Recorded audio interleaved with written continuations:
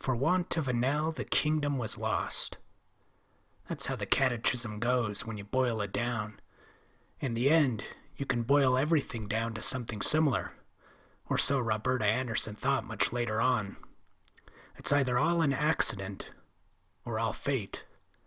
Anderson literally stumbled over her destiny in the small town of Haven, Maine, on June 21st, 1988. That stumble was the root of the matter. All the rest was nothing but history.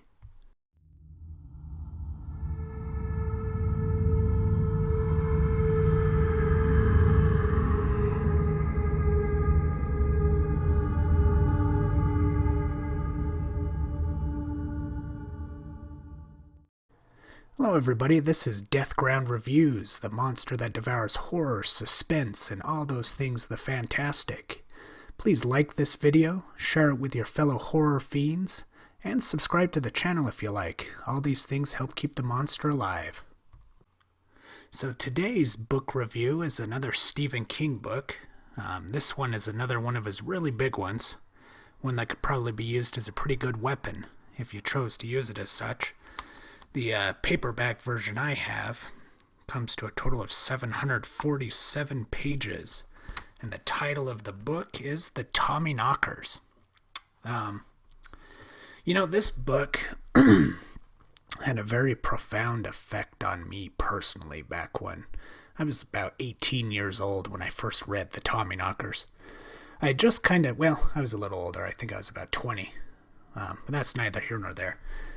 But I had just started to get into Stephen King books, probably a year before that. The very first book I ever read by him was Skeleton Crew, which is a short story collection.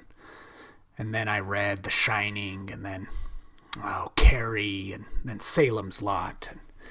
And I remembered seeing a cover of The Tommyknockers, and it was one of his books I hadn't really heard much about, and so it was published in 1987, by the way. But it was one of his books that I just hadn't heard much about. And I saw this cover of, a cloudy sky and then a mysterious forest. And the cover I have on the edition I have now has like the outline, the silhouette of a house. And there's green light mysteriously shining behind it. Stuff that really turns your dials up. But I remember seeing that cover and I was just immediately fascinated. Like, what is this book? I've never heard of the Tommyknockers. I couldn't even imagine what it was about. And I read it was about aliens, and so that immediately turned my dials up to 11. And I had to get it. And it had a profound effect on me, though, when I read this book.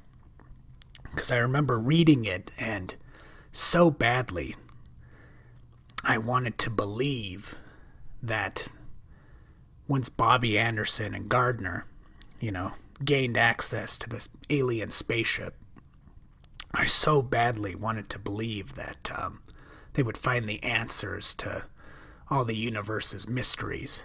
I sat there hoping they'd find a cure for cancer and the ability of creating world peace, and I believed it. And I thought somehow, some way, that Stephen King had discovered all the answers to the secrets of the universe in writing this book. But anyway, a quick synopsis about it. Some of you probably haven't even read it. Hopefully I didn't spoil too much from what I just said. But the main character is Roberta Anderson. And she just lives way out near this town called New Haven, way out in the woods. And one day she's out there with her little dog, and she's chopping wood, and she stumbles upon this metal protrusion in the ground. And when she puts her hand on it, has this really peculiar effect on her. She feels a strange vibration, and she starts menstruating, and a lot of odd things like that start to happen. And then she gets this urge to dig it up and to find out what's in there. And so she does dig it up, or throughout the course of the novel she digs it up. But with the help of gardener who's a longtime friend of hers and also a poet and a serious drunk. But as they dig it up, the metal within the hull of the ship, my understanding is it oxidizes and it emanates throughout the town of New Haven, and through this, my understanding is the aliens are able to possess members of the town and give them this sort of superficial intelligence, and they start inventing strange things, a Coke machine that can fly around and kill people, an atomic water heater. That's one of the things Bobby Anderson, the main character, invents. She's also a writer of westerns, and she invents a typewriter that she can write her novels while basically sleeping or just walking and doing other chores throughout the day. And so it gives them this superficial intelligence, but at the same time it's also transforming them. It's the aliens, in a sense, are possessing them, and it's destroying their mind and their body and their soul. And this book was written at a time when Stephen King himself, he was really struggling with drug addiction and alcoholism. This was kind of in the thick of it all. And you get a sense when you read the book, at least I sure did, that, he's kind of, I guess he was subconsciously writing about the addiction problem he had. And, it's almost a metaphor of it. It's kind of a metaphor of writing a book, digging up this spaceship and the urgency to find it. King is often compared writing a novel sort of like digging up a fossil, and I kind of saw what Roberta Anderson was doing and throughout the story is similar to that. But Stephen King himself was actually, he had stated in his book On Writing that when he wrote the Tommyknockers, it was sort of a metaphor for drug and alcohol addiction. So yeah, that's definitely a big part of the book, and you can sense it when you read it. I personally really liked this book, which is interesting because most people I talk to, most critics, most other fans I talk to, if you check out the podcast, The Losers Club, when they talk about this book, man, they revile it. People hate it. And part of the reason for that is it's just a really big book. I mean, it's just long, but it seems in their eyes to be unnecessarily long. There's oodles of characters within this town of New Haven. And a lot of from what I hear, a lot of people just do not care at all about any of these characters. And for them, that's the big struggle, is they're reading all these pages, they're seeing them being transformed into these monsters, they're seeing their weird inventions, and they're just like, who cares? I don't need to know all of this. King himself actually once said that if he had a chance to write it again, he'd probably cut out 400 pages. But I myself, I disagree. I personally loved this book. For me,